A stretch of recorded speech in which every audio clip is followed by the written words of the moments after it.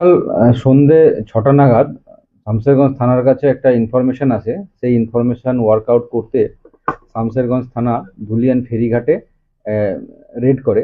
তো সেখানে একজনকে আটক করে। তার নাম নবিরুল ইসলাম, বাড়ি হাসেনপুর সুতির। এবং তাকে ডিটেন করার পর তাকে সার্চ করে তার কাছ থেকে টোটাল 343 পিস 500 টাকার ফেক ইন্ডিয়ান কারেন্সি নোট পাওয়া যায়। তার মূল্য 1,71,500 টাকা। আজকে তাকে আমরা তারপরে তাকে অ্যারেস্ট করা হয় এবং একটা স্পেসিফিক কেস আমরা স্টার্ট করেছি এবং আজকে তাকে আমরা কোর্টে ফরওয়ার্ড করব 5 দিনের পিসিপিআর সহ। কোথায় নিয়ে যাচ্ছিল ওগুলো? এটা আমরা এখন তদন্ত করছি, এটা ওই পারে নিয়ে যাওয়ার চেষ্টা করছিল, ঘাটের ওই পারে। এর সাথে কি আর জড়িত আছে? হ্যাঁ, আমরা ইনভেস্টিগেশন করছি। কার কাছ থেকে টাকাটা নিয়েছে, কাকে দিচ্ছিল, এগুলো আমরা ইনভেস্টিগেশন করে দেখছি। বেশ কয়েকবার এরকম জাল নোট ধরা পড়েছে শামসেরগঞ্জে। এই বিষয়ে কি বলবো?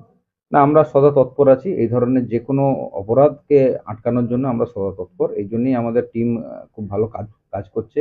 এর আগে একবার 16 লাখ টাকা, একবার 6 লাখ, একবার 2 লাখ আমরা এইভাবে ফেক ইন্ডিয়ান কারেন্সি নোট আমরা ধরেছি। আচ্ছা, এবার একজন বলো কাকে আমি ওই গ্রুপে দেবেন না সব না না খবরদার না, ওরকম বলবো না। তোমরা কিছু করো, কিন্তু গ্রুপ আমি গ্রুপে দেবো না। এদিনে কয়েকশো করে ছবি ঢোকে। 5 দিন না খালি করলে মোটামুটি সাহেব দিলাম।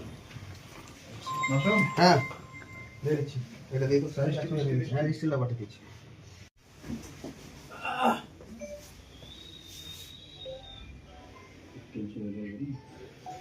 হ্যাঁ হ্যাঁ